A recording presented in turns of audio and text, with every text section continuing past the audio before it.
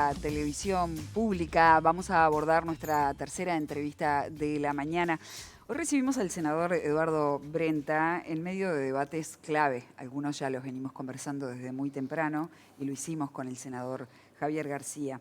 La transparencia de la Fundación Sofía, ajustes en el cálculo del BPC y también del FONASA, la interpelación a Lubetkin y el accidente del ministro Negro.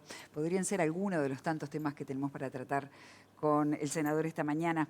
Pero quiero comenzar como empecé con el senador García, preguntándole al senador Brenta cómo debería ser el relacionamiento entre gobierno y oposición y si efectivamente ve un tipo de crispación un poco más exacerbada de lo que estamos acostumbrados aquí en Uruguay. Bienvenido, Eduardo. Bueno, ¿qué tal? Un gusto, Hola, buen día. como siempre. ¿Qué tal?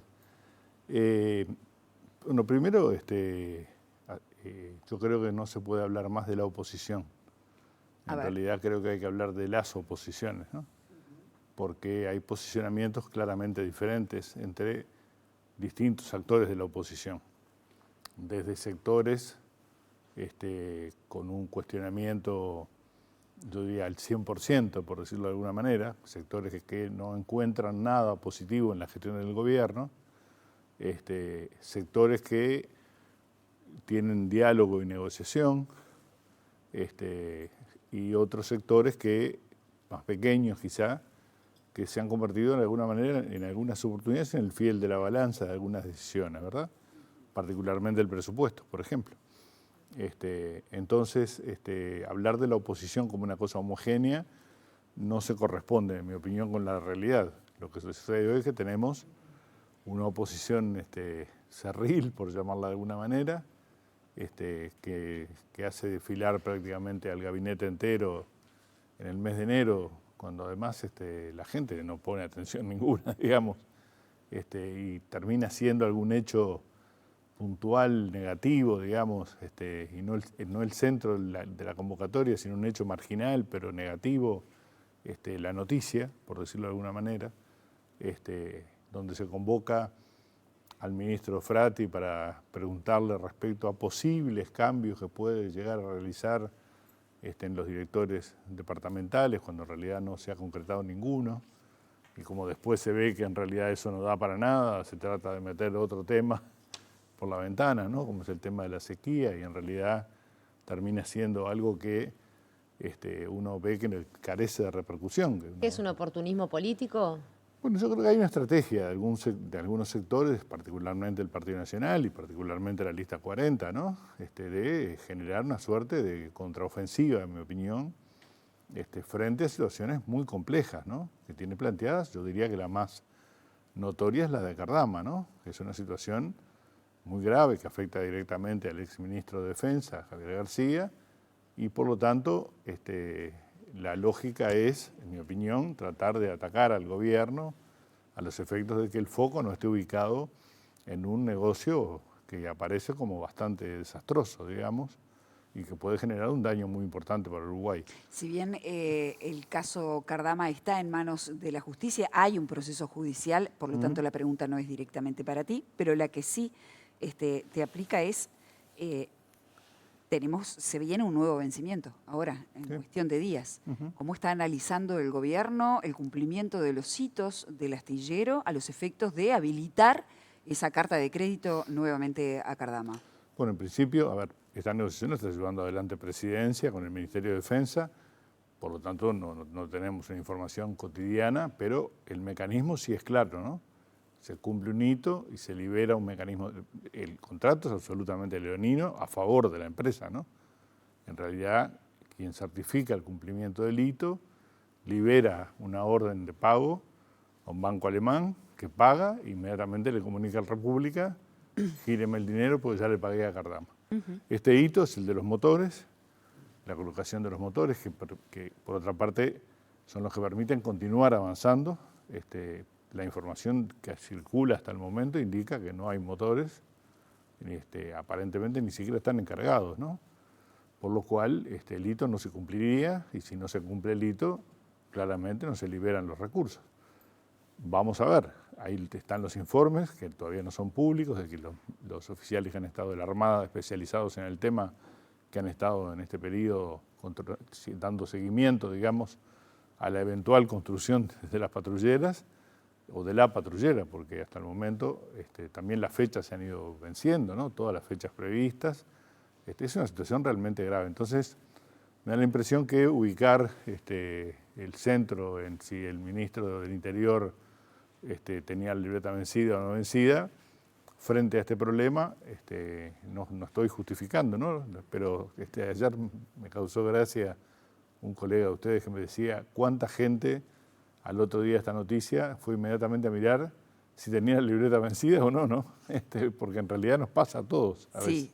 De hecho, hubo figuras de Cabildo Abierto que hasta defendieron al ministro Claro. justamente con ese ejemplo. Pero más allá ¿Qué pensás a raíz del pedido de renuncia al ministro que se hace desde parte de esa oposición que tú Me parece que hay una lógica también de tener determinada visibilidad, ¿no? Entonces, cada 10 días o 15 pido la renuncia de algún ministro, salgo un ratito en los medios y desaparezco al otro día, porque en realidad solicitar la renuncia del ministro por este hecho parece, digamos, no me preciso decirlo yo, lo han dicho figuras de algunas de estas oposiciones. De algunas, sí. ¿No? Pero no es equiparable a lo que sucedió con la exministra de Vivienda, Cecilia Cairo. No, ¿Puede estar por fuera de la norma en cierto sentido? A ver, yo digo, si esta situación por la que atraviesan miles de uruguayos, ¿no? Sobre todo cuando los detienen en algún control, le piden la libreta y el policía o quien sea le dice, mire, la verdad la tiene vencida hace 2 años, ¿no? Y esto le ha pasado a muchísima gente. Si ese elemento es comparable con la situación anterior, en mi opinión, claramente no. Me parece sí que hubiera sido grave, por ejemplo, si el ministro hubiera tenido una espirometría positiva, digamos, ¿no? Bueno, ahí es otro cantar, ¿no? Pero en realidad fue una situación que nos pasa habitualmente a todos y que no amerita una cuestión. Esto es complicado, ¿no? Porque en realidad, si uno coloca la vara a ese punto, va a haber un momento en el cual no va a haber quién agarre del ministro del Interior en este país, ¿no? Una situación que ya de por sí es muy compleja. En realidad me parece que hay que más bien proteger a determinadas figuras, más allá de quién sea y de qué partido, ¿no? Porque en realidad el nivel de exposición pública en una situación donde hay violencia importante, ¿no? De grupos organizados. De bueno, se criticó que fuera sin guardaespaldas y sin chofer también. Sí, ahí hay una cuestión de seguridad que en realidad le corresponde al ministro explicar. Yo no sabría explicarlo, no me corresponde a mí, no sé. Pero creo que sí, esta seguidilla, digamos, de llamados a sala. ¿Cuántos van? 7, 8 sí, en enero, ¿no? No sé, ya ni recuerdo, pero pasó lo que pasó con el canciller, al cual se lo convocaba con un listado de preguntas que inclusive incluía el viaje a China, ¿no? Que todavía no se hizo. Nosotros entendíamos que eso era un tema para llevarlo a la Comisión de Asuntos Internacionales, como normalmente sucede en el Parlamento, y en realidad como no habilitamos que viniera la Comisión Permanente, votaron una interpelación. ¿Y por qué no habilitaron que viniera la Comisión Permanente? Porque en realidad hay ámbitos en el Parlamento para funcionar. Las comisiones están habilitadas a funcionar. Cuando termina el periodo legislativo y empieza lo que se llama el receso, digamos, donde la gente en realidad cree que no se hace nada, las comisiones funcionan igual, se vota, se autoriza a las comisiones a funcionar. El ministro Ferrati, por ejemplo, fue convocado a la Comisión Permanente y ahora va a ir a la Comisión de Ganadería, ¿no? Específicamente por el tema sequía y demás. Sí, sí.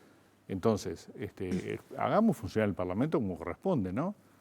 Pero frente a la posibilidad de que se llegara a una interpelación, ¿no era preferible que fuera la Comisión Permanente? Bueno, lo que pasa es que en algún momento hay un límite también, ¿no? Y yo digo, además, era complicado hacer una interpelación para que el ministro explicara cómo le había ido a China si en realidad no había ni subido al avión, ¿no? Es una cuestión bastante compleja. Obviamente había que citarlo para mucho después, para el regreso, en todo caso, de ese viaje, ¿no? Que es un viaje muy importante para el Uruguay. Por otra parte, el presidente va a viajar con más de 80 empresarios y demás. Entonces, me parece como que ha habido interpelaciones. No era solo por China, ¿no, Eduardo? No era solo por China, era por otros temas también. Pero De hecho, estaba Mercosur, incluido Unión eso. Europea fue un poco el tema planteado como el principal. Bueno, yo digo, Lo que llama la atención es que hay una suerte de alineación política de todo el espectro político con respecto a ir hacia adelante con este acuerdo y a que el Parlamento lo ratifique rápidamente. sí, sí. En principio eso es lo que se venía conversando. Había un acuerdo para generar una comisión bicameral de las dos comisiones de Relaciones Internacionales de ambas cámaras para darle un tratamiento ágil al Tratado Unión Europea-Mercosur. Esa era la estrategia que se venía conversando entre los distintos sectores políticos y frente a eso aparece sorpresivamente, no, que venga y explique en la Comisión Permanente. Entonces, no solo es una cuestión de respeto por lo que se acuerda, también es una cuestión de darle validez al funcionamiento normal del Parlamento, ¿no? Que no es el de la Comisión Permanente, citando, yo no sé si ustedes recuerdan, un verano, ¿no? Porque además, si aquí lo que se trata es de que la gente conozca situaciones, que eso me parece que está muy bien, ¿no? Por ejemplo, se conozcan los impactos positivos o negativos que va a tener el acuerdo Unión Europea-Mercosur, está bárbaro, pero hay ámbitos específicos para hacerlo, mucho mejores que la Comisión Permanente, que en general no es el ámbito más adecuado. O sea, vamos a Sin entrar embargo, algunas ha habido, hay que reconocer también, ¿no?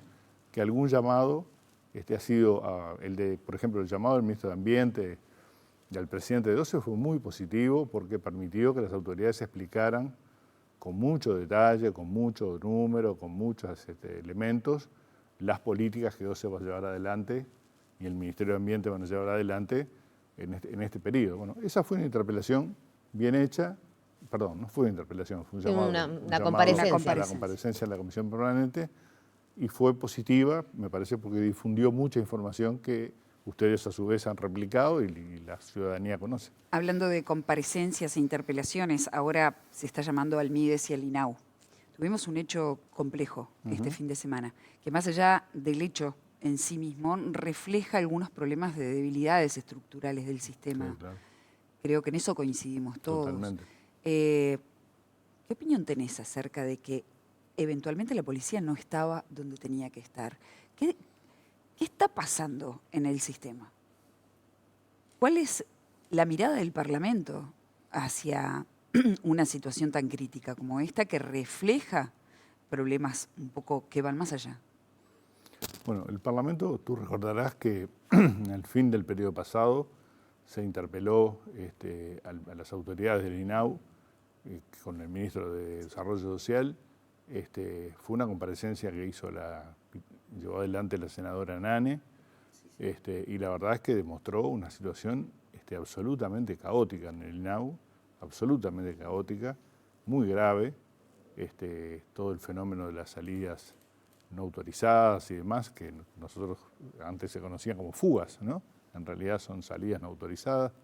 Hoy hay una situación de utilización de los gurises, particularmente los que no están estamos hablando de INAU, no de INISA, ¿no? Sí, sí.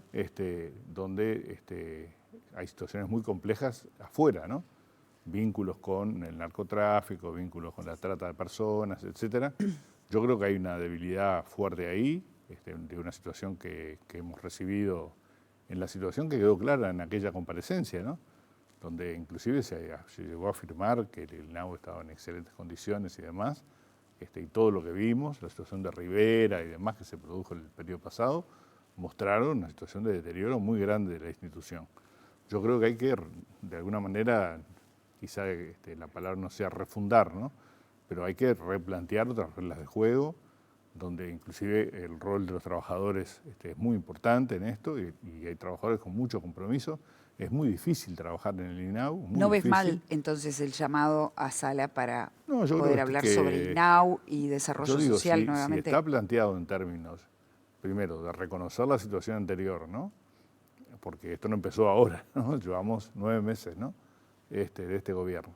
Si en realidad se reconoce la situación anterior y se buscan soluciones en lo que tiene que ver con las políticas a llevar adelante, ya ha habido una asignación de recursos importantes, ¿no? En el marco de lo que ha sido privilegiar las políticas dirigidas a la infancia, la adolescencia y demás. Bueno, yo he escuchado a las autoridades del INAU en comisión, me parece que hay incluida la directora de la oposición, me parece que han hecho planteos serios y un trabajo bastante colectivo, ¿no? Estuvieron Igual acá hubo sentados afirmaciones todos. que son falsas, ¿no? Lo de El hecho que más las de autoridades no 150 estaban. de asignaturas dentro del INAU, la oposición dice a dedo. Sí, la oposición dijo que los directores no estaban, los directores estaban también, así que fue desmentido por un comunicado que el propio INAU hizo más tarde. O sea que en realidad hubo una exageración de la situación, pero sobre todo parecería que no hay nada anterior, ¿no? En Sobre los realidad, 150 puestos que supuestamente habría puesto a dedo esta dirección, que bueno, veremos qué dicen en las autoridades. Yo no conozco es la algo que explicación. al oficialismo también le interesaría averiguar. Sí, claro. Me parece que es un mecanismo que ha sido utilizado habitualmente. No quiere decir que sea el correcto, ¿no? Pero a veces durante los procesos en los cuales hay concursos, en tanto no se llega a los concursos, sabemos que son largos procesos, en general se otorga la encargatura y luego cuando el concurso termina se lo da el cargo a quien ganó el concurso. No, Pero está bien que se aclare esto, como está bien que se aclare el fenómeno de la Fundación Sofía también, que ha bueno, le iba a generado... preguntar si estas debilidades del INAU no le dan, no abonan ¿no? el terreno para la injerencia de fundaciones que están con capital privado, con apoyos privados por atrás, y que de repente aportan a la definición de políticas públicas en un rol que no está muy claro. ¿Esto tiene que ver con las debilidades del INAU también? Puede ser. Yo creo que ayer el Ministerio de Educación y Cultura anunció una suerte de profundización de la política de contralor de lo que son fundaciones, organizaciones no gubernamentales y demás, que además gozan de exoneraciones tributarias muy importantes, ¿no? Sí, sí. De propiedades, de vehículos, etcétera, ¿no? Y organizaciones religiosas en un Estado laico, además, también, ¿no? Claro, pero están en la Constitución. Por lo menos Sí, sí. los bienes muebles y en el artículo 69 lo que tiene que ver con las instituciones educativas. Yo creo que lo que está en la Constitución está en la Constitución. Habría que ver, en mi opinión, primero, ejercer contralores que me da la impresión que no se han ejercido en el gobierno anterior, que tiene que ver con que estas fundaciones tienen que presentar balances, estados contables, cómo han funcionado su organización y demás, autoridades, lo que normalmente hace una organización de este tipo. Esto hay que controlarlo porque muchas de estas organizaciones gestionan hogares del INAU, hogares, trabajan en los CAIF, por ejemplo, ¿no? Sí, con la misma población vulnerable. Exactamente. Entonces, tener un contralor efectivo, serio y responsable, digamos, me parece que el fortalecimiento, el anuncio del Ministerio de Educación y Cultura de ayer, me parece un muy buen anuncio para poner límite a esto, que no se convierta en una lógica de tengo yo mi fundación propia, ¿no? Pero ¿y cuánto esfuerzo lleva llevar a cabo ese anuncio? Porque se anuncia que va a haber fiscalización, auditoría, revisar, a ver estas exoneraciones tributarias. En los hechos, ¿cuánto tiempo lleva hacer ese trabajo? Esas cosas muchas veces se hacen aleatoriamente, ¿no? Y en función del conocimiento que se tenga de la realidad. Pero hay una suerte de cuestión aleatoria que hace que se ubiquen y se vayan rotando a lo largo de los años, pero lo importante es que haya controles, porque cuando hay controles implica que todo el mundo, ¿no? Apunta a mejorar y a poner en orden la situación. Y barbas en remojo, como se dice, ¿no? Popularmente. Pero cuando esto se flexibiliza, lo que sucede es que la gente deja de... ¿no? Es como sucede en todos los temas prácticamente. Eduardo, te paso a temas específicamente económicos. Bueno, los cambios en las bases de prestaciones, también en la devolución de FONASA, están aplicados sobre trabajadores. Entonces, hay quienes son críticos con esto. Dicen, bueno, está bien, se está reajustando, el gobierno justifica esto en un recálculo, en que había errores en el cálculo anterior, pero está sobre trabajadores, está aplicado sobre trabajadores. Has defendido un poco los cambios en BPS. Fundamentámelo, por favor. Bueno, primero creo que hay que decir que en el presupuesto nacional nosotros aplicamos impuestos, mejor dicho, impuestos nuevos no, en realidad impuestos ya existentes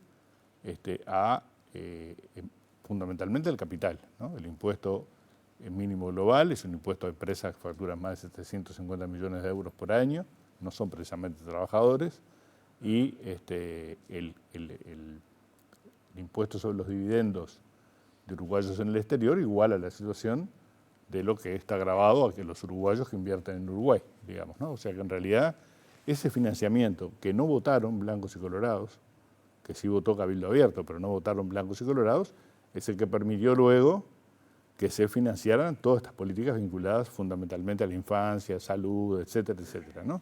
Ese espacio de 140 millones de dólares que luego fue reasignado en el Parlamento. O sea que el primer paso fue este. Luego hay un elemento que es el del FONASA, que en realidad afecta básicamente a trabajadores, sí, de ingresos altos, ¿no? Que algunos van a dejar de recibir la devolución. Ahí lo que se hace es ajustar un elemento que es el costo, digamos, de lo que es el funcionamiento del sistema, más un plus. Esto siempre fue así, ¿no?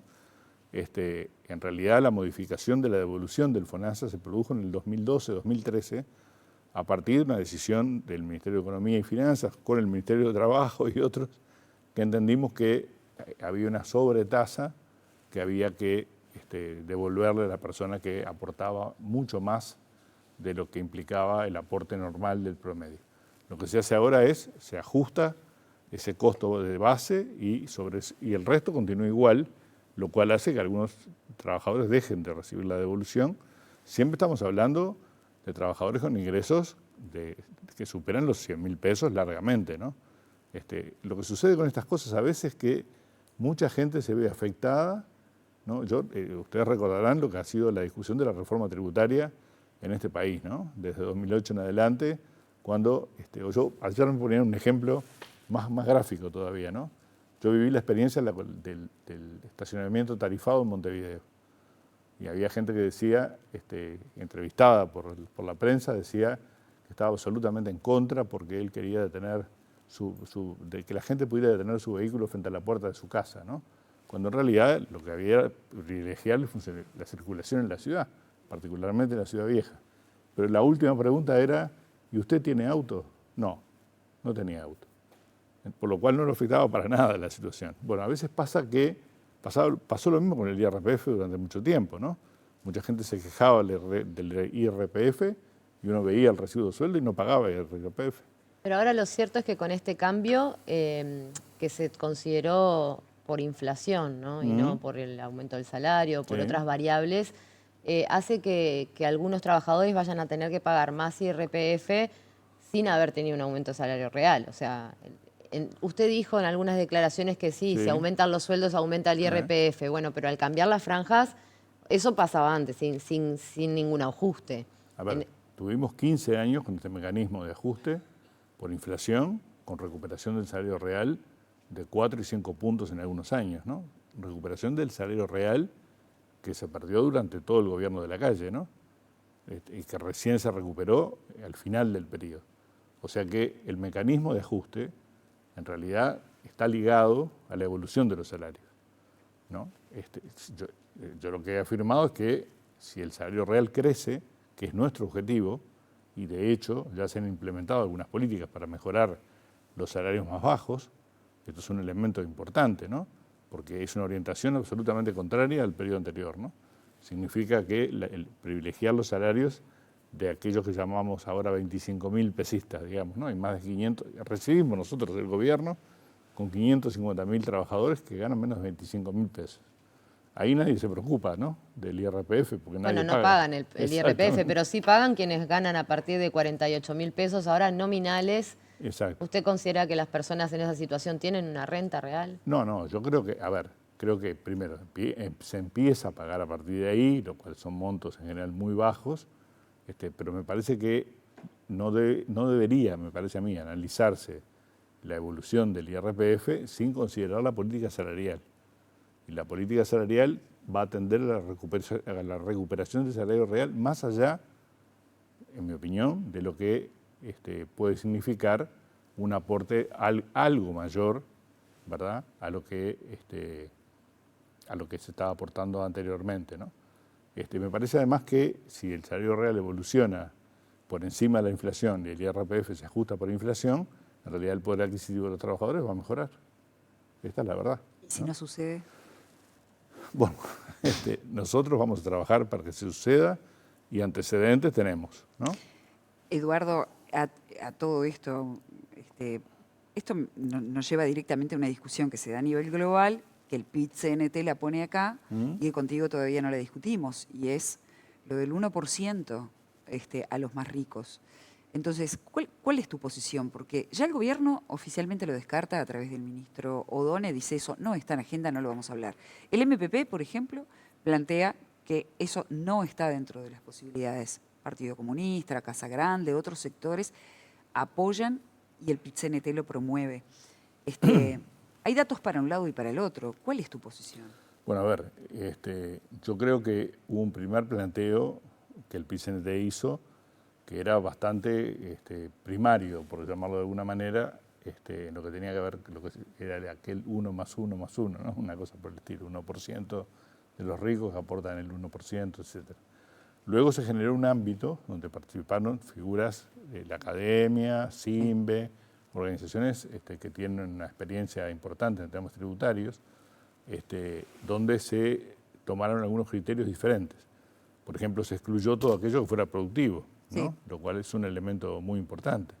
Segundo, no se creó, no es la creación de un impuesto, implica darle el camino, un rumbo diferente al impuesto al patrimonio, que ustedes recordarán que en realidad, volvamos otra vez, ¿no? La reforma tributaria, el ministro Astori decía que en realidad el impuesto al patrimonio debía caer porque era una doble carga tributaria, era una doble tributación, porque vos grababas la renta. También hubo un debate ahí, porque en realidad comenzamos a grabar la renta ahí, claro, pero el patrimonio acumulado de años anteriores no estaba grabado. Por lo cual, yo creo que es una discusión que hay que dar. Me parece que hay que darla civilizadamente, con elementos técnicos adecuados. Creo que el trabajo que se ha hecho ahora es un trabajo serio, que amerita ser discutido. Creo que en el MVP hay compañeros que han planteado esto mismo que estoy diciendo yo, que es este debate hay que habilitarlo, en mi opinión.